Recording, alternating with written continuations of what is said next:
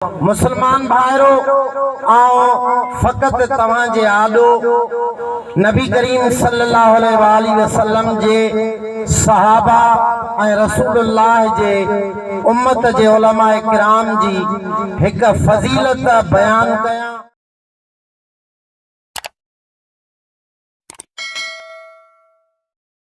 इल्म जो ही दरिया समुंद्र हिते खुलंदो इल्म जा प्यासा अचे हिते ढाव कंदा। अल्हम्दुलिल्लाह असांजे भान सईदाबाद में असांजा उस्ताद मदरसा अरबिया फैजुल उलूम भान सईदाबाद में आया ऐं पाण जिंदगी जा 35-40 साल ॾेई अल्हम्दुलिल्लाह उन इदारे मां कई मोती गोहर निकता जियां अॼु तव्हांजे आॾो असांजा ख़ुसूसी मेहमान हज़रत अल्लामा व मौलाना काज़ी अब्दुल गफूर नक्शबंदी जलवा फरोज़ आहिनि उहे निकता ऐं हिन भान सईदाबाद ऐं आस पास में जेको अल्हम्दुलिल्लाह दावत इस्लामी जो कम थियो उन में मेन किरदार असांजे बिन दोस्तन जो हजरत अल्लामा व मौलाना मौलवी गुलाम मोहिउद्दीन कादरी अतारी सेड़ो साहब ऐं हरदिल अजीज जनाब हजरत मौलाना हाफिज अब्दुल जब्बार बुगियो कादरी साहब इन्हनि दोस्तन असांजे मदरसे असांजे उस्ताद कारी मोहम्मद खुदा बख्श अब्बासी रहमतुल्लाह अलैह जे मदरसे में पढ़ी करे ऐं तमाम हिकड़ो अमली कम कयो बिलखुसूस दावत इस्लामी जे लाइ हिनन तमाम बेहतरीन कम कयो। अॼु उन दावत इस्लामी जो कम तव्हांजे आॾो आहे। अल्हम्दुलिल्लाह असांजे दावत इस्लामी जा तमाम सुठा ज़िम्मेदार उहे भी हिते जलवा फरोज़ थिया आहिनि। इंशाअल्लाह ताला ही इदारो हिते कम कंदो ऐं मुसलमान भाइरो तव्हांखे ख़बर आहे त मदरसो ॿियूं शयूं अञा आहिनि मसलन तंज़ीम जा ॿियो कुझु दीन जा जेतिरा बि कम आहिनि उहे पोइ बि सोला आहिनि पर वॾे में वॾो अज़ीम कम ऐं तमाम जिनजे लाइ जिदोजहद करणु खपे उहो मदरसे जो कम आहे। मुसलमान भाइरो आओ फ़कत तव्हांजे आॾो नबी करीम सल्लल्लाहु अलैहि वसल्लम जे सहाबा ऐं रसूलुल्लाह जे उम्मत जे उलमा किराम जी एक फज़ीलत बयान कयां उन खां बाद में मां पंहिंजी जाइ वठंदुसि। मुसलमान भाइरो हिन दुनिया में अल्लाह तबारक व तआला नबी ऐं रसूल पे मोकिलिया उहे जेतिरा बि नबी रसूल आया किन उलमा किराम फरमायो त ईअं चओ त 1.25 लख कमो बेश ऐं किन इहा बि रिवायत आंदी आहे त 2.25 लख कंहिं 1.25 लख बहरहाल तमाम अंबिया रसूल हिन धरती ते अल्लाह तबारक व तआला मैनकाइंड इंसान ज़ात जे भलाई लाइ मोकिलिया ऐं उहे ईंदा रहिया पर असांजे आखिरी नबी हजरत मोहम्मद मुस्तफ़ा सल्लल्लाहु अलैहि वसल्लम खां बाद में क़यामत ताईं को भी नबी न जमंदो न को अहिड़ो नबी ईंदो जेको अचे चवंदो त मूं ते कलमो भरियो। जेकॾहिं सैयदना ईसा अलैहिस्सलाम आसमाननि तां लही हिन ज़मीन ते ईंदो त उहो बि रसूलुल्लाह जे दीन इस्लाम जी तबलीग कंदो महबूब ते कलमो भरींदो ऐं महबूब जे दीन जी तबलीग कंदो। नबी करीम सल्लल्लाहु अलैहि वसल्लम खां अॻु में आदम अलैहिस्सलाम खां वठी जनाब ईसा अलैहिस्सलाम ताईं जेतिरा बि नबी रसूल ईंदा विया तक़रीबन उन्हनि जे दीन शरीयत हिकु हुई ऐं उन्हनि जो पैगाम हिकिड़ो ई हुयो। उहो पैगाम कहिड़ो हो? अल्लाह जी तौहीद। कहिड़ो पैगाम हो? अल्लाह जी तौहीद। सागो पैगाम हो, हिकिड़ो पैगाम हो, पोइ न हिकिड़े पैगाम जे लाइ हिकिड़ो नबी अचे, वरी ॿियो नबी अचे, वरी टियों, लखे नबी आया। इन में छा राज हो?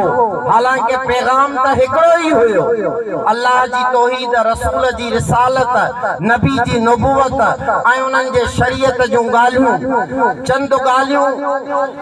उन मुख़्तलिफ़ शरीयतुनि मां अॻिते पोइते वञा, तक़रीबन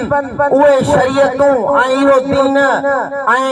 ईमान जो पैगाम, तौहीद, रिसालत, नबूवत जो प्रोग्राम पैगाम साॻी ॻाल्हि ई, पोइ एतिरा नबी छो पिया अचनि? उहो सबबु इहो हो त जेकॾहिं हिकिड़ो नबी अचे पियो ऐं अल्लाह जी तौहीद, पंहिंजी रिसालत ॿुधाए पियो, शरीयत ॿुधाए पियो, जा त उन जे मौजूदगी में जा त उन जे विसाल बा कमाल खां पोइ वरी सादा उहे माण्हू फिरी पिया वञनि ऐं उन अदियान में, उन तौहीद में, उन रिसालत में पंहिंजे तरफ़ां ॻाल्हियूं ऐड पिया कनि, विझनि पिया,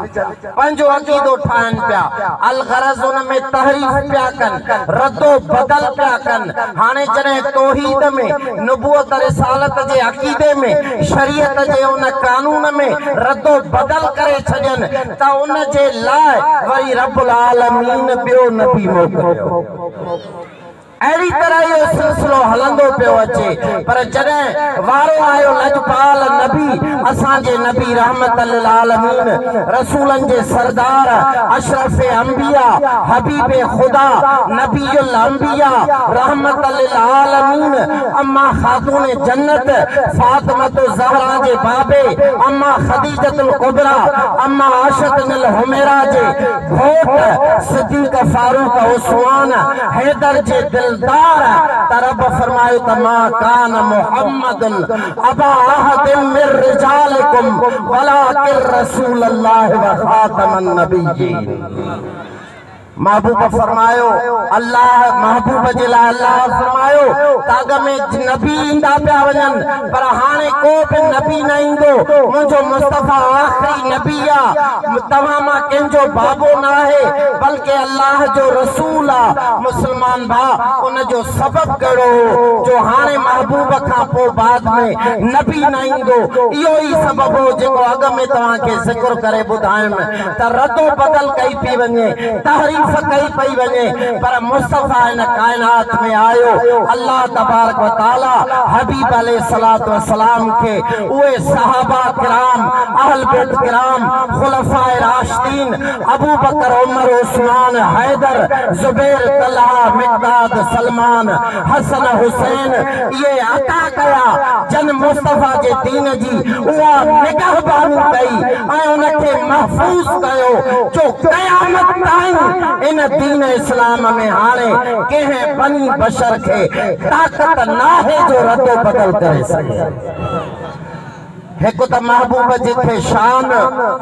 आख़िरी नबी जो ॾियणो, ॿियो सबबु इहो हो त रद्दो बदल जो दरवाज़ो बंदि जॾहिं थियो त हाणे ॿिए नबी, ॿिए रसूल जी ज़रूरत ई न आहे। इहो इस्लाम क़यामत ताईं क़ाइम दाइम रहंदो ऐं सहाबा किराम खां बाद में ताबईन, तबा ताबईन ऐं बिलख़ुसूस नबी करीम सल्लल्लाहु अलैहि वसल्लम जा सैकड़ो इरशादात उलमा किराम जे बारे में, उलमाए रब्बानीयीन, उहे रब्बानी आलिम दीन इस्लाम जी हिफ़ाज़त कंदा, उहे सहाबा किराम जिन जे लाइ रब फरमायो त आमिनू कमा आमनन नास, ईअं ईमान आणियो जीअं मुस्तफ़ा जे गुलामनि ईमान आंदो आहे। त दुआ आहे त इंशाअल्लाह ताला ही असांजे दावत इस्लामी जो इदारो पंहिंजी तरक़ी खे पहुचंदो ऐं इंशाअल्लाह ताला ता क़याम हिते कायम दायम रहंदो ऐं ही दीन जो इदारो, दीन इस्लाम जी ख़िदमत कंदो इंशाअल्लाह ताला। असां जेतिरो बि असांजो वसा साईं हाफ़िज़ अब्दुल जब्बार पाण मौजूद आहिनि, जॾहिं बि को दुख सुख थियो आहे, पोइ जमायत अहले सुन्नत ते हुजे जा दावत इस्लामी या कंहिं बि तंज़ीम ते अल्हम्दुलिल्लाह असां सभई पाण में हिकु आहियूं ऐं असां हिक ॿिए जे सॾ ते गॾु थिया आहियूं।